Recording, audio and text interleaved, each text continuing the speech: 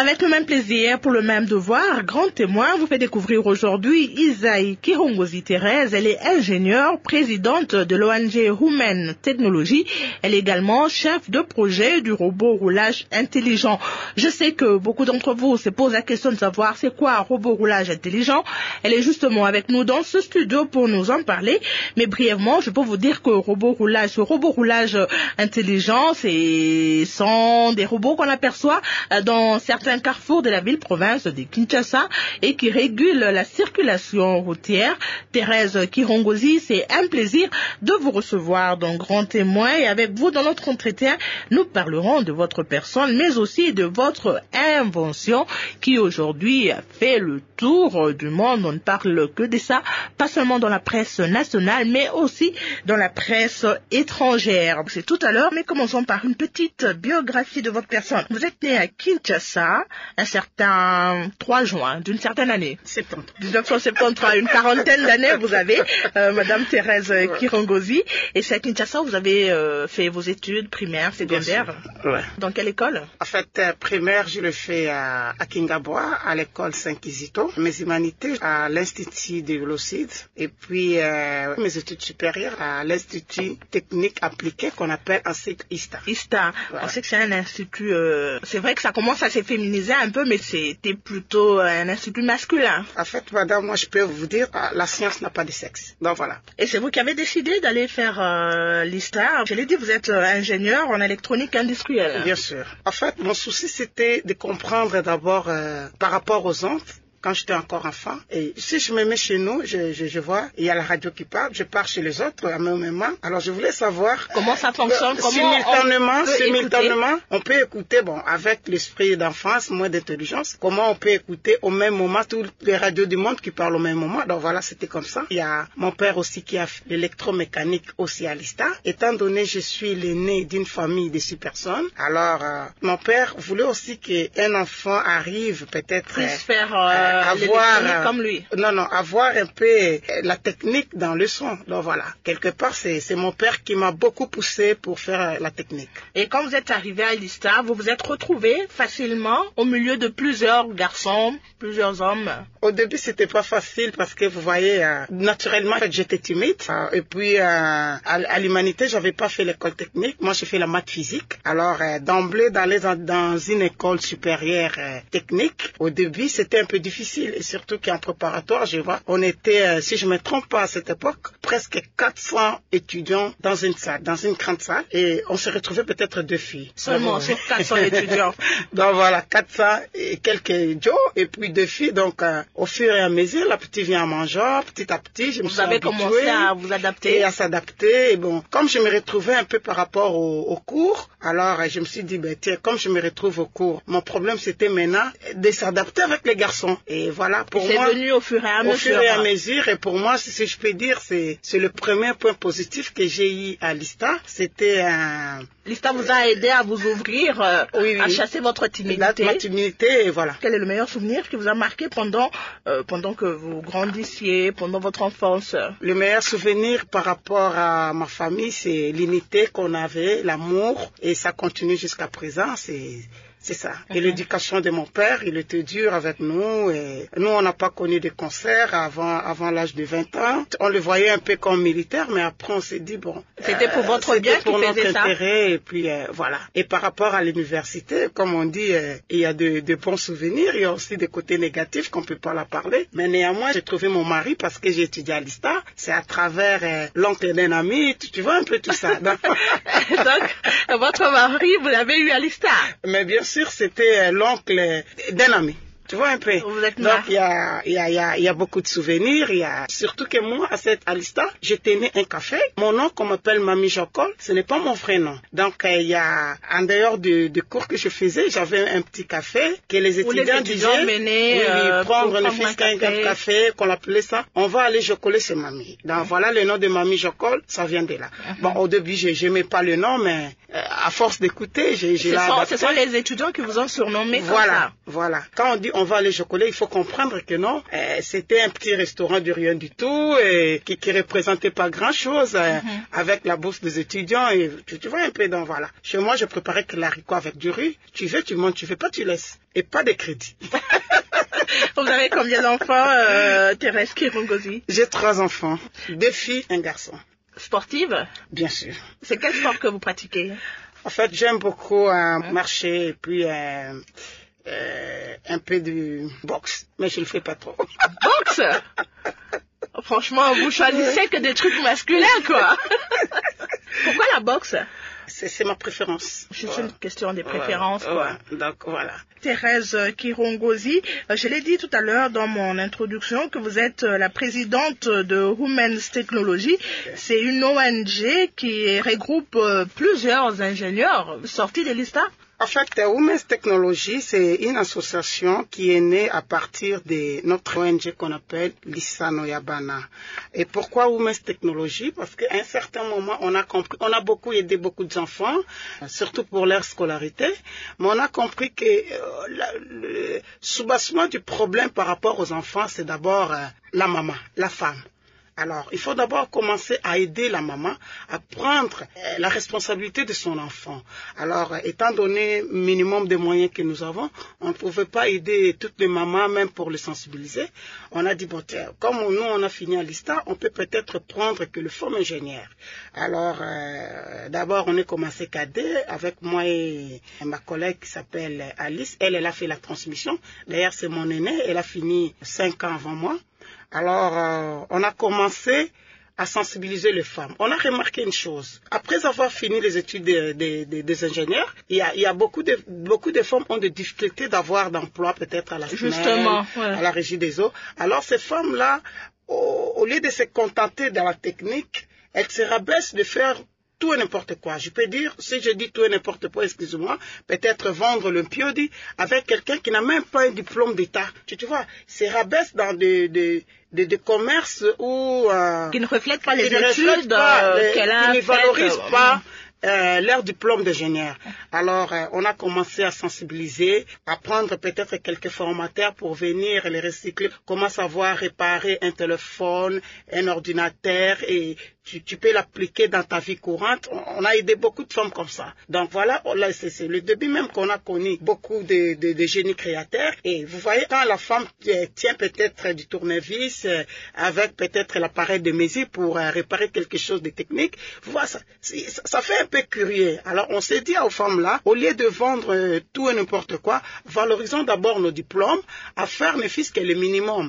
Donc pour nous, on continue toujours à aider les femmes. Et en passant, je peux parler aussi à toutes les femmes qui ont fini à l'Institut supérieur des techniques appliquées, qu'on appelle l'ISTA, qui n'ont pas encore senti quelque chose à faire. Ou n'ont pas encore trouvé un travail. Non. Donc, nous avons voulu seulement tenir aux femmes que non, il faut avoir l'esprit de la créativité. Tu peux créer ton emploi. Au lieu toujours d'attendre que la SNEL t'engage ou la RVA, tu peux, c'est ce que moi j'ai fait. Partant de moi-même, aujourd'hui, moi, je suis ingénieur parce que les gens ne comprennent pas. Ça fait la confusion dans la tête des gens de voir que non, la femme là c'est une restauratrice, c'est une barwoman comme on m'appelle.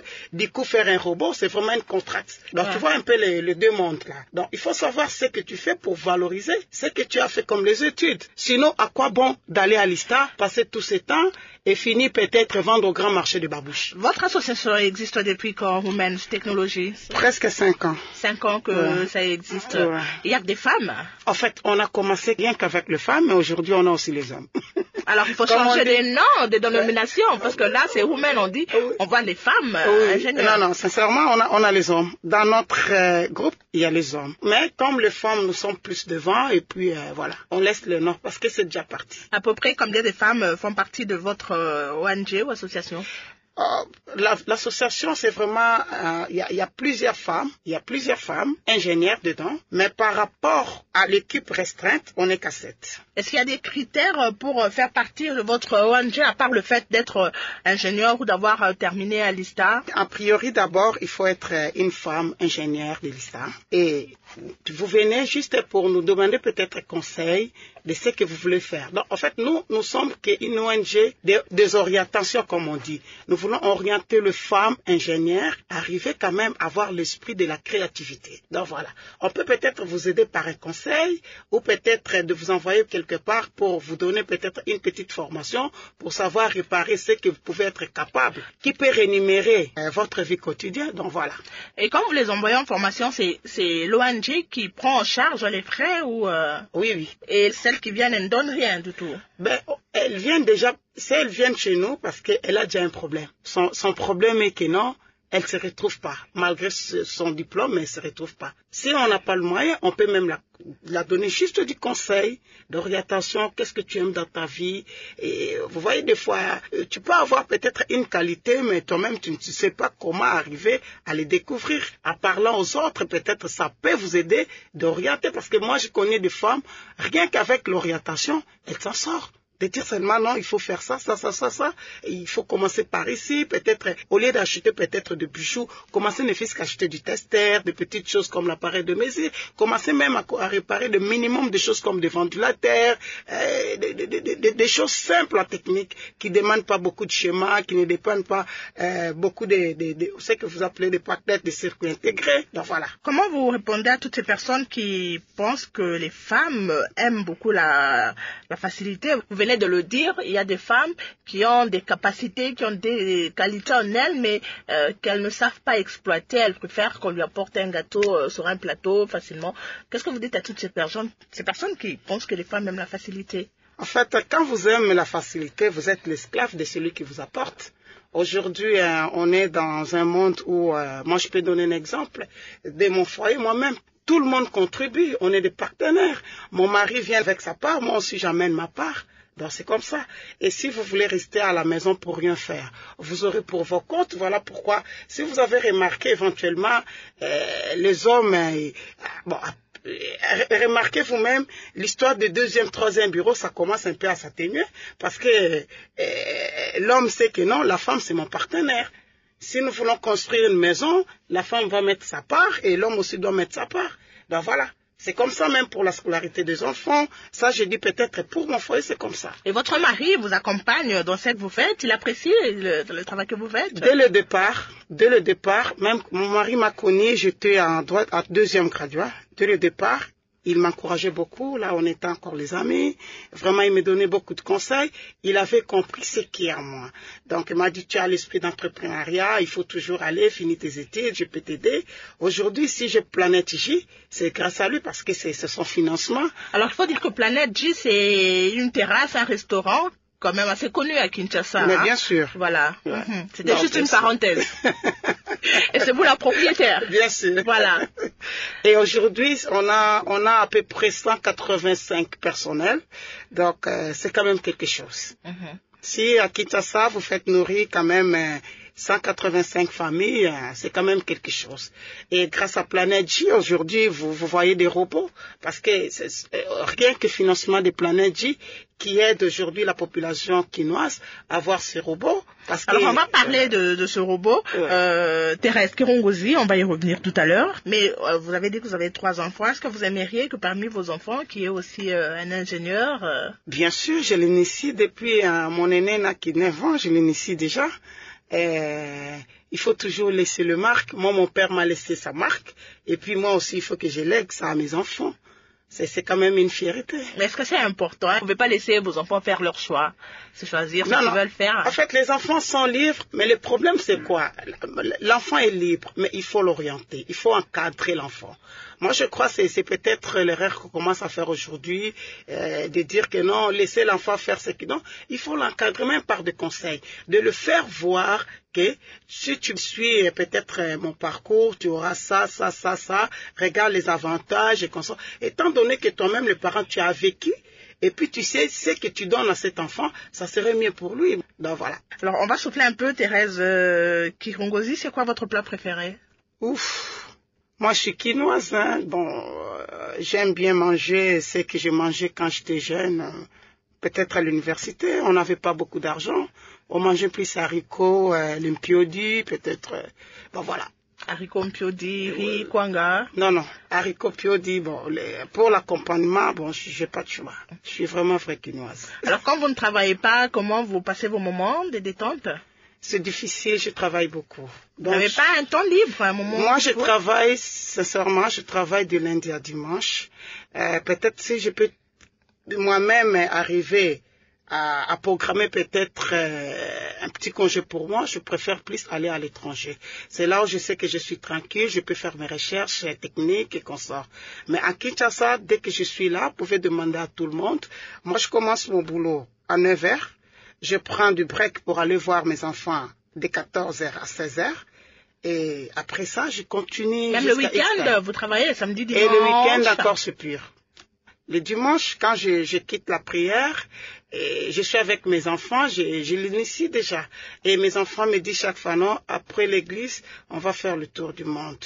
On commence en Djili, ensuite, après Planète Djili, il faut venir à Gombe, j'ai l'air de donner des petits travaux comme, il faut essuyer des vitres. Toi, il faut compter le nombre de verres, c'est combien? Il faut initier l'enfant dès le bas âge. Et ensuite, il faut aller à Planète du Soucimat. Ensuite, je le remets pour de petites réunions techniques. Donc voilà. Donc c'était une Donc vous êtes vraiment occupé, quoi. Ouais. Donc hyper busy, comme les Anglais disent. Vous aimez la musique? C'est mon secret. Bien sûr, j'aime la musique. Comme on est quinois, il faut aimer ce qu'on nous a légué. Ben, ça détend, non, la musique? Non, parce que pas seulement ça me détend. Je suis aussi productrice. Si je me trompe pas. Vous avez plusieurs casquettes, hein? Bien sûr.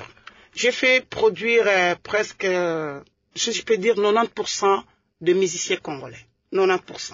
Et quelle est la musique que vous aimez souvent écouter? Alors on va pas faire des jaloux parmi les musiciens. Je sais que vous en avez produit beaucoup, mais vous avez quand même un musicien que vous préférez. Sincèrement, et je suis bien avec tous les musiciens du Congo et j'aime la musique de tout le monde. Sincèrement. Alors, si on devait vous proposer une chanson, une musique, laquelle vous préférez? Non, pour ne pas faire de polémique, je préfère me taire. Non, mais on va souffler un peu. Oui, mettez ce que vous voulez, mais moi... Non, moi je voudrais que ça vienne de vous. Bon, étant donné, on regrette mon grand frère Emenea qui est parti. Je préfère pour ça peut-être écouter une chanson de mon grand frère regretté Emenea qui a chanté Mukusa. Tu vois un peu le rythme de ça. Ouais. Ça bon. Voilà, on va vous faire plaisir en écoutant la chanson Mukusa de King Kester Emenea qui nous a quittés, je rappelle, la semaine passée, le 13 février, si je ne me trompe pas, Bob, n'est-ce pas? Le 13 février 2014 à Paris. Pour tous ceux qui viennent de nous prendre en cours, grand témoin vous fait découvrir aujourd'hui Thérèse Isaïe Kirongozi. Elle est chef du projet Robot Roulage. Elle est également présidente de Human Technology. C'est une ONG qui regroupe des ingénieurs. Elle-même, elle est ingénieure. Alors Thérèse Kirongozi, on va parler de ce robot roulage intelligent que vous avez créé ou que vous avez inventé avec certains de vos collègues qui font partie de cette association de femmes ingénieures. D'où vous est venue cette idée? Merci beaucoup pour la question. Je crois tout le monde nous demande toujours l'idée comme ça vient d'où? Moi, j'ai dit l'idée d'abord, c'est Dieu qui donne. Donc, on doit seulement être un peu attentif et de comprendre par rapport au temps. Donc voilà. Mais en réalité, vous voyez, avec la modernisation de la route, je peux dire à partir de 2011, on a remarqué qu'il y avait beaucoup d'accidents de circulation routière. Et parmi même les endroits où nous avons mis nos robots, si vous remarquez, on a mis des robots dans les carrefours les plus dangereux de la ville. Au niveau de la 13e rive, si vous remarquez, en face du robot, il y a plusieurs écoles primaires. En fait, j'ai connu même une maman on l'avait tamponné sur 2 enfants, Dieu merci, tous les 2 sont vivants, le même jour, au même moment. Voilà. Ça m'a fait trop mal. Et je peux vous avouer, après des statistiques que nous avons eues au niveau de la police, rien qu'en 2011, il y avait plus de 2600 accidents de circulation routière dans la ville et il y avait plus de 500 morts. Vous voyez un peu, c'est quand même... c'est trop. C'est beaucoup par rapport à la ville. Alors, nous, d'emblée comme ça, j'avais vu un jeune qui est aussi un génie créateur avec la foire que Human Technology avait organisée à l'Institut supérieur des techniques appliquées. Ce fait que je vais parler beaucoup de l'ISTA. En passant, je salue c'est normal. C'est mes racines. Je suis fière de mon institut. Alors, j'avais organisé avec mon groupe une foire, première édition, qu'on appelait Foire du génie créateur. Alors, pourquoi c'est la foire en question? Parce que on a vu que dans notre pays, on a un petit problème. Il y a des gens qui savent fabriquer des choses, qui ont l'intelligence innée, ou des ingénieurs. Mais qu'est-ce qui leur manque? C'est seulement le bailleur de fonds. Est-ce qu'un bailleur de fonds, je ne sais pas si c'est le mot là, c'est seulement donné aux étrangers. Mais nous avons les gens qui dirigent ici, qu'on les chante, qui a de moyens. Oh, moi, je les avais invités tous de venir voir des réalisations de ces jeunes-là. Et à partir de ces réalisations, on peut aussi créer les entreprises ici au Congo à partir de nous-mêmes. Voilà, c'était une fois quand même qui a eu beaucoup de succès. Je remercie tout le monde, surtout les hommes d'affaires et les hommes politiques, qui étaient venus ces jours-là pour encourager ces jeunes. Et il y avait aussi un jeune homme qui avait quand même fabriqué un petit bois là avec le mouvement du robot. Mais j'ai dit, ben tiens, l'idée est venue, j'ai dit, mais tiens, tu sais que ces bras ici, quelque chose en bois. Moi, j'ai dit, mais on peut l'améliorer pour arriver à avoir un robot. Étant donné que moi, je fais, en dehors de ça, je fais plus mes études à l'automation programmable. Je comprends directement que non. Qu'est-ce qui manque dans ces robots? Peut-être il y a le système des caméras de surveillance, l'autonomie du robot. Il y a qu'est-ce qui manque? Peut-être le système de l'automation programmable, l'intelligence du robot, parce que mécaniquement, c'était déjà un robot, si je peux dire. Mécaniquement, c'était un robot. Après la foire, je l'ai invité pour dire, bon, moi je prends ce projet et puis nous allons réaliser avec mon équipe un robot. Je crois, les designers que vous voyez là, les robots que les hommes voient, les designers, c'est un garçon qui vient de Boma, qui est venu, c'est juste un designer inné. Vous voyez? Alors, on a rassemblé, il y a dans l'équipe, on est 7, donc 3 femmes et 4 garçons, qui ont rassemblé leurs idées pour voir le prototype qu'on appelle l'automate que vous voyez sur le riz. Donc voilà. Et donc l'idée est partie de là, d'abord parce que vous avez constaté qu'il y avait beaucoup d'accidents dans la ville de Kinshasa et qu'il fallait réglementer la circulation routière. Et puis après la foire que vous avez organisée à l'ISTA, vous êtes parti du robot que ce jeune homme de Boma avait fabriqué, un robot en bois. C'est un garçon de Matete. Ah, de Matete, voilà. Vous avez amélioré. On a invité les autres comme designer. Il vient de Boma. Celui qui s'occupe des caméras de surveillance, si je peux vous dire, il s'appelle Moïse. Celui qui s'occupe rien que designer, il s'appelle Cadet. Il y a celui qui s'occupe de l'électromagnétisme, il s'appelle Junior. Celui qui s'occupe de l'intelligence du robot, il s'appelle Demain. D'ailleurs, c'est lui qui avait vu, je l'avais vu première fois avec le robot en bois là, donc c'est-à-dire le mécanisme. Il n'y avait pas l'intelligence. Et moi, je m'occupe plus dans l'automation du robot et de l'énergie renouvelable. Alors, ce robot-là régule la circulation, c'est vrai, dans la ville de Kinshasa, mais on a quand même des roulages, non? Il y a la police de roulage qui existe. Vous privez carrément du travail à ces roulages-là, maintenant. Merci beaucoup pour la question, parce que beaucoup de gens nous demandent, est-ce qu'on a privé le travail à nos policiers qu'on appelle la PCR? Moi, je peux vous dire une chose. D'abord, commençons d'abord par rapport au roulage. Est-ce que, madame, vous pouvez vous imaginer la pénibilité de ce travail par rapport peut-être à aujourd'hui, il fait chaud là. Vous voyez, à 13 heures. Peut-être ça peut faire 38 degrés ici dans la ville. Mais un être humain qui est au-dessus de socle, en train de réguler la circulation routière. Mais madame, il n'aura pas une longue vie, si je peux vous dire, sincèrement. Je vous donne peut-être par rapport aux intempéries, quand il pleut. Vous allez me dire que non, et non parce qu'il aime bien son pays, il doit rester là parce qu'il est policier, en train de réguler la... Parce qu'il y a beaucoup de paramètres qui nous ont fait voir que non, il faut éliminer, parce que c'est là qu'on appelle l'innovation. Il faut d'abord voir. Et donc vous aidez un peu ces agents, ces agents à arriver à ne pas faire la pénibilité de leur travail, alléger un peu du tâche. Moi, je peux vous donner un exemple au niveau du carrefour du Palais du Peuple. Et ces gens-là étaient à tout moment en insécurité. Un véhicule peut les ramasser à tout moment. Mais aujourd'hui, si un véhicule ramasse un robot, ce n'est que quelque chose que nous avons fabriqué. Mais la vie d'un être humain, ça coûte trop cher. Hein? La vie n'a pas de prix, comme on dit, madame. Mais il n'y en a pas beaucoup quand même dans la ville de Kinshasa. Il y en a à peine 3 ou 4, je crois. Il n'y en a que 2. 2 seulement. D'ailleurs, j'ai augmenté le nombre. Il n'y en a que 2. Pourquoi? C'est par manque de moyens que vous ne savez pas en fabriquer d'autres? Eh bien, madame, nous avons fait voir à la population d'abord quinoise, congolaise, et puis au monde, de quoi nous sommes capables de faire. En réalité, toute innovation, ça commence quelque part. Maintenant, c'est ce que nous cherchons, c'est-à-dire d'abord l'encouragement de notre gouvernement, de dire que bon, tiens, vous avez fait quelque chose parce que ce que nous venons de faire comme l'innovation, ça va créer les emplois. Moi, je peux vous dire, tel que vous voyez les robots roulage intelligent sur la rue, je peux vous donner les avantages du robot en amont et les avantages du robot en aval.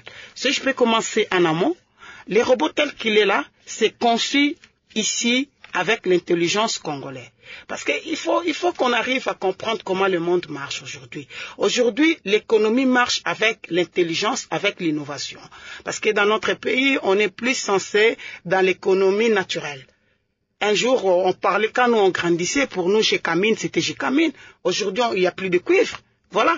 Un jour, tout ça, ça va finir. Je parle, excusez-moi peut-être de prendre l'exemple d'un pays comme la Suisse, qui n'ont pas de ressources minérales. Mais pourquoi ils sont organisés? Comment ils sont parmi les pays riches au monde? Parce qu'ils travaillent le Japon. Ils travaillent qu'avec l'intelligence. Meilleure ressource au monde, c'est d'abord l'intelligence humaine. Et que l'État doive le comprendre et de l'utiliser comme il faut. On sait que chacun, Dieu a donné du don, mais tout le monde ne peut pas créer un emploi, tout le monde ne peut pas créer un robot, on sait. Mais néanmoins, ceux qui donnent le ton là, il faut que l'État les encadre.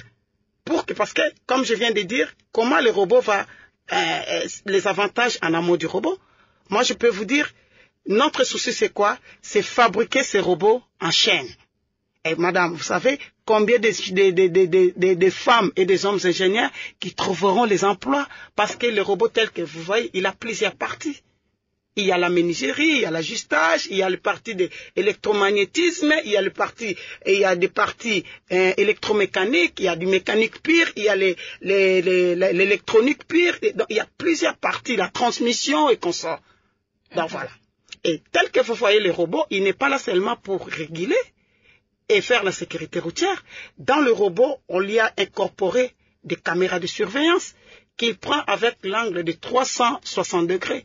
Je donne un exemple. Un roulage, s'il est dans un carrefour, tel que Dieu nous a créé, un être humain voit qu'avec l'angle de 180 degrés. Donc là, il voit 90 degrés, l'autre voit 90 degrés. Donc voilà, nous voyons que devant nous. Mais dans le robot, on lui a incorporé l'angle de 360 degrés pour voir qu'il voit tout autour de lui qu'est-ce qu'il y a. Et c'est à l'État de comprendre. Moi, je peux vous donner un exemple. Excusez-moi encore de citer peut-être l'exemple d'un autre pays, comme l'Afrique du Sud. Quand ils élaborent leur budget national, au moins 17% de leur budget national, ils prennent ça avec des contreventions, les infractions routières. Aujourd'hui, en France, je peux vous dire, le meilleur contribuable, ce sont des contrevenants, des infractions routières. Et ça fait 2 milliards. Donc, nous voulons faire voir à l'État que ces dispositifs que vous voyez, ce sont des prototypes que vous devez encourager. En encourageant ces prototypes, ça va créer les emplois et l'État va récupérer cet argent parce qu'il ne jette pas. Je peux vous donner encore un exemple. Est-ce que vous êtes en contact avec le ministère de la Recherche scientifique? Bien sûr, on est avec le ministère de la Recherche scientifique pour encore développer l'intelligence, mais il faut savoir au ministère, d'abord là-bas, dans le budget, on les garde combien de pourcents? Déjà, en amont là, ça ne marche pas. Ben voilà. Alors, donc, ça sera difficile, si je comprends, ça sera difficile de fabriquer ces robots en chaîne parce qu'il n'y a pas de moyens. Ce n'est pas difficile, madame. Difficile, c'était d'abord de réaliser cette idée. C'est ce qui est difficile. Mais pour faire des robots en chaîne, ça demande que la volonté politique. Ça demande pas grand-chose, madame. Rien que la volonté politique, rien que l'encouragement de vos peuples. Au lieu que tout on voit dans la ville, made in. Il faut qu'on soit aussi fiers d'avoir quand même les équipements made in Congo. Et pas seulement le robot, mais il faut encourager tout le monde qui cherche à valoriser le pays peut-être avec l'intelligence. Il faut signaler que ce robot a fait le tour du monde. On a parlé de ça sur toutes les grandes chaînes étrangères. Bien sûr, madame. C'est une fierté quand même. C'est une fierté parce que moi j'étais surpris. Les gens du Washington Post m'appellent. Moi j'ai dit mais tiens, aujourd'hui je viens de faire une émission avec la RFI. Et si les autres pays voient cette innovation là, on la prend ça comme une innovation dans la nouvelle technologie. Mais il y a que dans notre pays qu'on ne comprend rien. Et ben moi aussi je comprends rien du tout, madame. Alors, est-ce que vous allez vous limiter à Kinshasa au cas où vous avez des moyens vous avez assez de moyens pour fabriquer ces robots en chaîne? Est-ce que vous allez rester seulement à Kinshasa ou bien vous avez aussi des projets de vous étendre à travers toute la République? Mais bien sûr, madame, pour nous, c'est un dispositif qui est vendable. Qui est vendable. Bientôt, là, il y a les autorités de Katanga qui nous ont invités. Je les salue même en passant. C'est quand même une bonne chose, comme le gouverneur du Katanga avec son gouvernement. On nous a invités. Bientôt, vous allez voir notre prototype à Lubumbashi. Et c'est quand même encourageant. C'est ce genre d'encouragement que nous voulons. À Kinshasa, on a mis, ça fait déjà 6 mois, il y a les robots sur au riz de Kinshasa. Nous attendons, ils ont quand même de bonnes intentions. Mais nous ne voulons pas qu'ils restent seulement dans de bonnes intentions, mais il faut agir. Il faut agir. Donc voilà, c'est ça notre souci. Et donc jusque-là, vous êtes à Kinshasa, vous dites qu'on vous a invité déjà par le gouvernement provincial du Katanga. Ouais. Et vous encouragez aussi les autres gouverneurs de pouvoir vous contacter pour essayer de voir comment placer aussi ces robots dans d'autres provinces. Oui, pas seulement dans les provinces, mais on a beaucoup d'intentions. Il y a aussi beaucoup de pays qui nous invitent. Pas seulement le pays limitrophe. Moi, je suis audacieuse de dire que non. Moi, je vais voir ces robots made in Congo, peut-être qui est en train de réguler, peut-être à New York, par exemple. Ben voilà. C'est ça mon rêve, quoi. Donc, moi, je rêve grand. Espérons que les autorités vont saisir cette occasion pour vous encourager dans ce que vous avez déjà commencé à faire, Thérèse Isaïe Kirongozi. Alors, ce robot, il fonctionne avec quelle énergie? Il a son autonomie. Donc, le robot en lui, il a son autonomie naturelle qui est incorporée avec des panneaux solaires. Donc, c'est-à-dire, il y a des batteries de robot. Dans le robot, il y a des batteries, mais qui est alimenté, des batteries à question est alimenté avec le système des panneaux solaires en termes normal, qu'on appelle le photovoltaïque. Et donc ça fonctionne 24 heures sur 24? Ça peut fonctionner 24 sur 24 si nous voulons. Mais dans le robot, on lui a donné l'intelligence, on a dit peut-être vers 1h du matin, il n'y a pas de circulation fréquente. Non, mais c'est pourtant à ces heures-là où il y a beaucoup d'accidents. Mais madame, moi je peux vous dire, faites quand même, baladez un peu vos micros de demander, depuis qu'on a mis le robot au niveau du palais du peuple, comment on a atténué les cas des accidents. Est-ce qu'à ce temps-là, les gens qui roulent, je sais qu'ils roulent avec une vitesse, avec des grandes vitesses, mais le robot, lui, on l'a incorporé un système, le robot tel qu'il est là, il sait que non, à 1h du matin, je peux dormir et je me réveille à 5h du matin avec le système de photodiodes. Mais si nous voulons peut-être écarter ce système pour dire, bon, toi tel que tu es là, régule la circulation 24/24, on peut bien le faire. Donc voilà. Le robot tel qu'il a là, il a du langage. Donc on a pris vous voyez, Dieu tel qu'il nous a créé un être humain, on a pris ça dans la science, je crois, on a 5 sens. Les sens qui prouvent qu'on est un être humain. Ouais. Dans le robot, il a du langage. Donc, il parle. Il peut te dire, non, attention, c'est la mouquette, et le robot a leur chien. Si vous venez, c'est ça la protection qu'on a mis au robot. Si vous touchez le robot va vous répondre, moi, on me touche pas. C'est-à-dire, il sent qu'on m'a touché. C'est sa protection. Et vous le touchez 3 fois, il va vous laisser une petite décharge pour dire que non, donc tu es un voleur, tu cherches peut-être à me voler ou faire quoi. Et ben voilà. Et il a aussi, en fait, je parlais du langage, je parlais du toucher, et il a la vue. La vue qu'on a donnée au robot, ce sont des caméras de surveillance. Alors, le temps file, Madame Thérèse Kirongozi, c'était un plaisir de vous recevoir dans Grand Témoin. Ça fait plaisir de voir des femmes congolaises qui apportent, qui innovent dans la technologie. Vous avez un dernier mot à dire à tous ces auditeurs qui nous suivent en ce moment sur Radio Okapi et même à l'étranger? Je commence d'abord à vous remercier avec toute votre équipe de me recevoir, les femmes de Women's Technology. Et je remercie aussi tout le monde qui nous encourage avec cette initiative, l'innovation qu'on a eue. Et je tiens beaucoup à leur dire merci. Merci aussi à vous parce que vous avez accepté de répondre à notre invitation. Un grand témoin, c'est fini pour aujourd'hui. Je rappelle que je recevais Thérèse Kirongozi, ingénieure et présidente de Women Technology. Elle est chef de projet du robot roulage. Robot roulage, c'est ce robot qu'on aperçoit dans certains carrefours de la ville-province de Kinshasa et qui régule la circulation.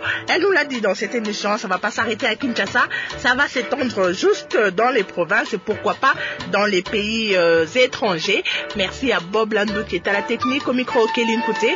Retrouvez cette émission sur notre site internet www.radiocapi.net. Bon dimanche chez vous et bonne suite de programme sur la fréquence de la paix.